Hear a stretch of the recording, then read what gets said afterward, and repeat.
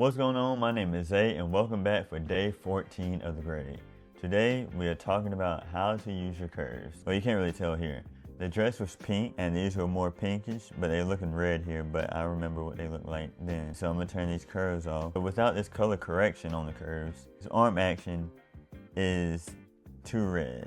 We wanted it to be pink, just like how this is a faded pink, these were a hot pink. So we're gonna go here, turn these curves on, and we have the pink back. And I'm gonna show you how we did that. You're gonna go here, select the color picker. So you wanna have your color picker, and you wanna go to your hue versus hue situation. You wanna click here. And because it's already done, I'll redo that. And click there. And it will show where this color is going. And so just raise that up a little bit.